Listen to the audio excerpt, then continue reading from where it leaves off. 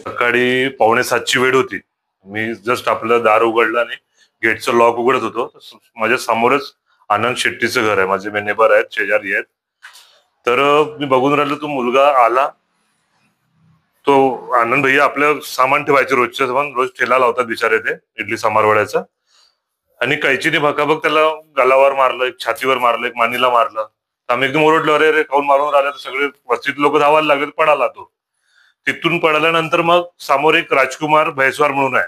तो व्यक्ती आपल्या घरासमोर चुलीवर फक्त पाणी गरम करत होता. तर त्याला मागून कैची मारली.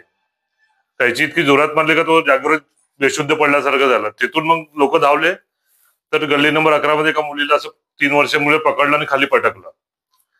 आणि तुरंत मग आम्ही भैयाला जमाईवर हॉस्पिटलमध्ये म्हणजे दाखल केलं आणि त्यांचा इलाज सुरू केला. त्याच्यानंतर मग जे दुसरी फॅमिली खूप अतिशय गरीब दुर्बळ आहे, ते प्रायव्हेट मध्ये इलाज नाही करू शकत, तर त्यांना मग पोलीसद्वारे मेवा हॉस्पिटलला पाठवलं आणि तिथे त्यांचं ट्रीटमेंट सुरू केलं. आणि मग सर्व वस्तीतील नागरिकांनी सार्वजनिक त्याची कंप्लेंट केली, FIR दर्ज करायला लावली पोलीस PI साहेबांना. मला नाव नाही आठवत PI साहेबांचं. आणि कंप्लेंट केल्यानंतर त्यांना तुरंत अटक केली. DPची गाडी जाऊन आणि त्याला आतमध्ये टाकलं. आणि पोलीसवाल्याने सरळ त्याला, तो नशा करूनच होता, काही दारू वगैरे पिऊन होता आणि बडबड करायचा होता. जो व्यक्ती त्याच्या रस्त्यात मिळेल त्यांना त्यांनी मारलं असेल. म्हणजे 3 लोकांचं समोर आलेलं आहे. आणि ही घटना आनंद शेट्टीची माझ्या डोळ्यासमोरची आहे. अगदी घरासमोरच घर आहे. आणि मी त्यांचे ट्रीटमेंट सुद्धा गेलो ट्रीटमेंटला. माझ्या मोबाईलमध्ये फोटो आहेत, तुम्हाला दाखवते मी. इतकं म्हणजे पाहू नाही शकणार तुम्ही. कैची पूर्ण गालामध्ये टाकले त्याच्यावाल्या, हे बघा.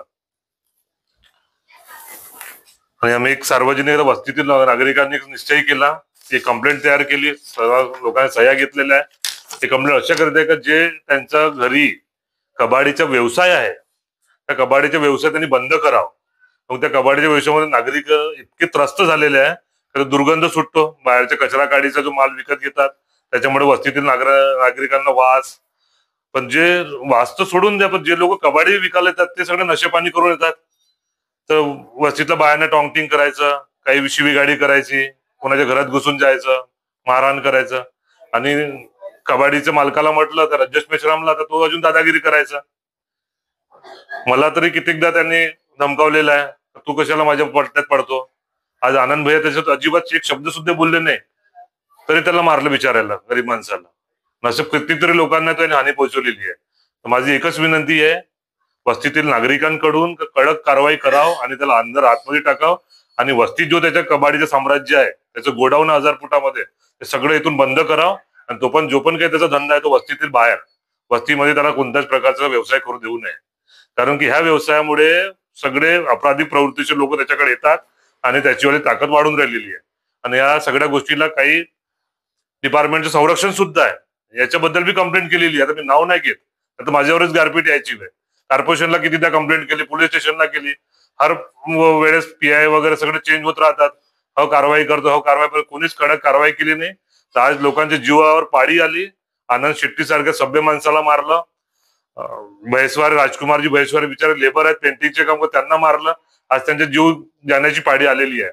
आता बघतो प्रशासन किती कारवाई करते. आमच्या सगळ्यांची, वस्तीतील नागरिकांची इच्छा आहे तर कडक कारवाई करावं आणि वस्तीतील नागरिकांना सुरक्षित ठेवावं.